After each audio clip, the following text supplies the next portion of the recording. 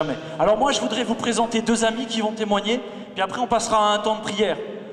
Parce que vous avez tous dit que vous vouliez recevoir l'Esprit Saint. Amen. Je voudrais vous présenter deux amis à moi. Venez, mes chers. Et eux, c'est des gens, ils ont reçu plus que ce qui était prévu normalement. Ouais, ils sont plus que vainqueurs tous les deux. Voilà, alors ils vont se présenter, ils vont dire d'où ils viennent. Alors, accueillez-les avec amour. Amen.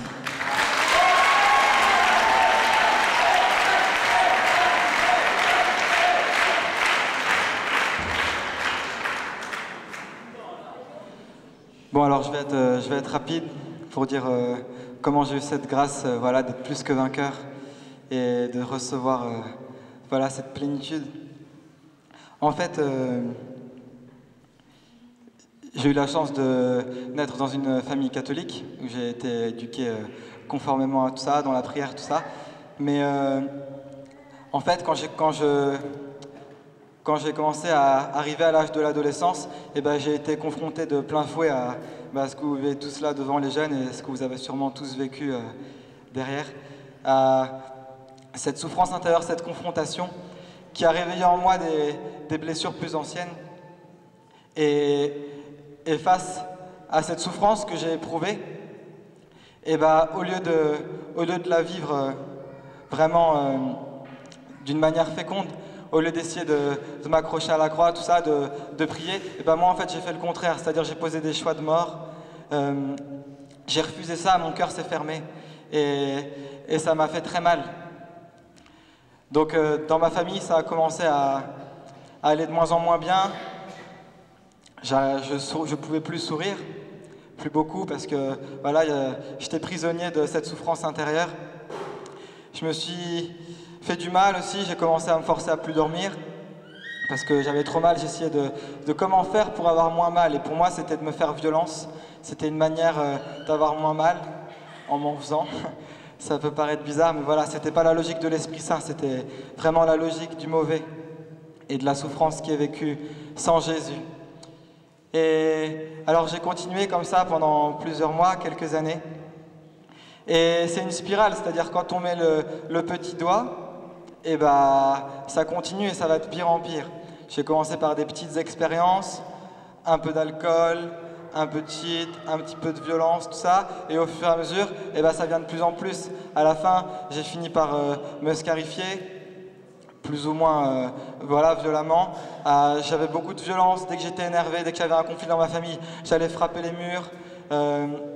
J'ai élevé autour de moi une double vie, c'est-à-dire que j'étais dans le mensonge en fait. C'est-à-dire j'avais la vie avec les parents, où j'étais triste, renfermé, tout ça, mais bon j'essayais de sauver la face. Et j'avais aussi la vie avec les copains où là c'était plus foufou. À un moment j'ai débarqué dans le monde du métal et la musique hardcore, donc avec tout ce qui va avec, toutes les images, tous les habits, tout ça. Et vraiment à plonger dans ça parce que mon âme avait soif de quelque chose mais moi je ne savais pas vraiment où le trouver. C'est-à-dire que bien sûr même si ma famille était là, qu'elle était présente et heureusement, et bah, moi je me sentais seul, je me sentais vraiment seul dans ce que je vivais et j'arrivais pas à le partager, j'étais enfermé, j'étais vraiment même entouré. Beaucoup ici savent combien est-ce qu'on peut vivre la solitude profonde quoi, et cette impression que personne ne peut nous rejoindre dans la détresse profonde qu'on vit. Et ça c'est vraiment un martyr. Et ça, c'est vraiment quelque chose dont le Seigneur Jésus veut venir nous libérer. Et donc, j'ai continué dans ce martyr-là, toujours en essayant de sauver la face. C'est-à-dire que tout n'était pas mauvais dans ma vie. J'avais quand même des amis, il y avait des choses que j'essayais de vivre. Mais vraiment, il y avait ce poison quoi, qui m'infectait. Ce poison qui m'infectait vraiment profondément. Et cette tristesse qui me tenaillait, enfin voilà, vraiment, je ne vais pas m'étendre sur les choses qui faisaient mal, mais voilà, je peux dire que ça faisait vraiment mal et que quand j'y repense, bah, je me dis waouh, parce que même dans ma tête, ça commençait à aller très très mal, quoi. J'étais pris d'angoisse, d'obsession.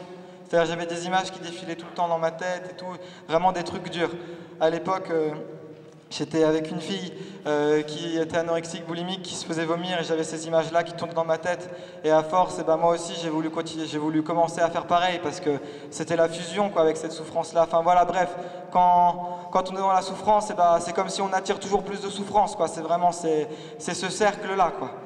Et donc voilà, ça c'est le côté pas positif pour l'instant. Et pourtant, dans mon cœur, il y avait cette attente, quoi, il y avait ce désir. C'est-à-dire, moi, je voulais vivre, mais je ne savais pas comment faire. Donc voilà, j'étais enfoncé, j'étais dans ce trou.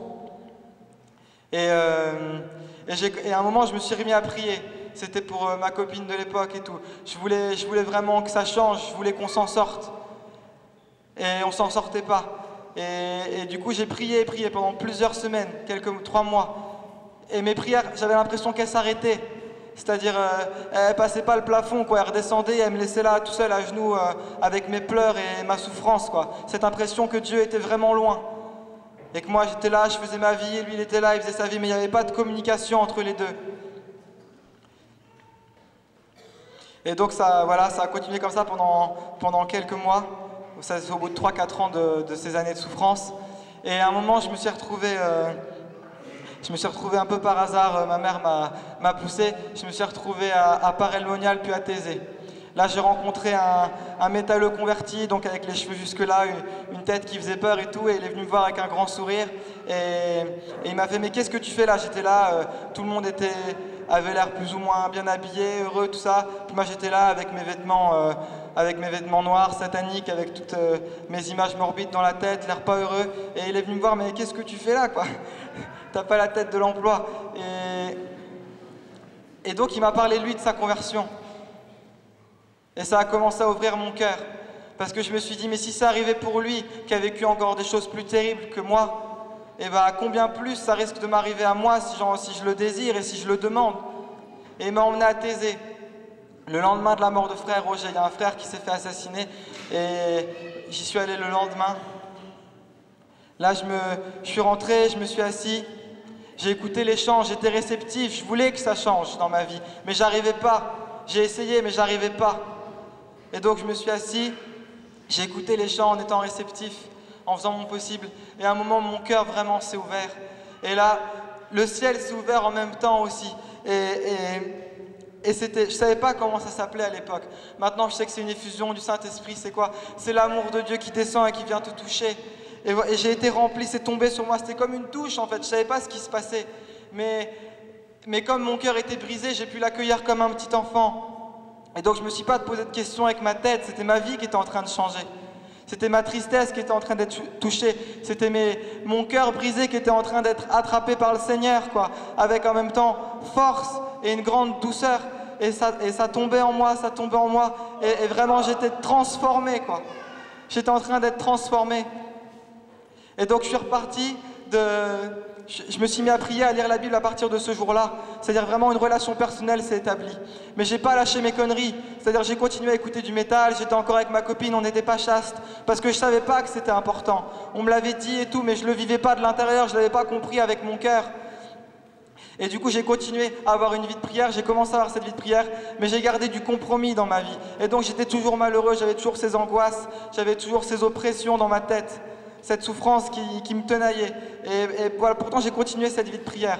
Et à un moment, je me suis retrouvé, j'ai fait un petit chemin jusqu'en décembre, donc 4-5 mois, à Beta-Bara, avec Pierrick, Marie-Angèle, tout ça. Et là, j'ai découvert vraiment la louange. J'ai vraiment sauté, être joyeux, lever les mains et tout. Puis je me suis dit, mais qu'est-ce qui se passe? Moi, j'étais là avec mes grosses Rangers et tout. Je n'étais pas habitué à sauter comme un cerf, quoi. Et pourtant... j'ai commencé à le faire parce que je voulais que ça change, mais j'avais pas encore, je connaissais pas les moyens. Et donc j'ai fait confiance à ce qu'on m'a dit. On m'a dit, faut que tu lâches ce que tu fais, faut pas que tu aies de compromis dans ta vie, faut que tu lâches les œuvres des ténèbres. Et c'est ce que j'ai fait, j'ai commencé à louer tout ça, et mes patchs sataniques, tout ça, ils sont tombés, tout ça. Puis après, quelques jours après, j'ai brisé tous mes CD de métal. Alors que c'était vraiment une musique que j'aimais profondément. Même si elle me liait, c'était une musique que j'aimais. Je les ai brisées parce que moi, je voulais vivre. Et vraiment, de fil en aiguille, voilà, l'habillement a pu changer. Et puis, c'est pas tant l'extérieur qui est important, mais c'est vraiment mon intérieur. Mon intérieur a été transformé au fur et à mesure parce que j'ai fréquenté les sacrements, l'Eucharistie, la confession. J'ai fréquenté des groupes de prière par la louange. J'ai lu la Bible dans ma chambre. J'ai investi des relations. Et j'ai prié avec cœur, et même quand je retombais dans le péché, parce que bien sûr on est faible, Bien sûr, on est faible, et la chair est la chair, et plein de fois je suis retombé et je retombe encore. Mais le principal, quand on tombe, c'est de se relever, de prendre la main du Père et de demander pardon, et il nous relève. Et ensuite, on est transformé, le vieil homme s'en va petit à petit. Et voilà, vraiment de ce tombeau où j'étais, de cette vallée de l'ombre et de la mort, vraiment, j'ai été tiré à son admirable lumière. Et vraiment, voilà, c'est ce que je veux vous dire. Que vous ayez déjà rencontré le Seigneur, s'il y en a qui ne l'ont pas rencontré, c'est pas grave. S'il y en a qui ont déjà reçu l'effusion du Saint-Esprit ou pas l'effusion du Saint-Esprit, c'est pas grave. L'important c'est quoi? C'est de redonner sa vie maintenant, entièrement. Et de ne pas avoir de compromis dans sa vie. Amen.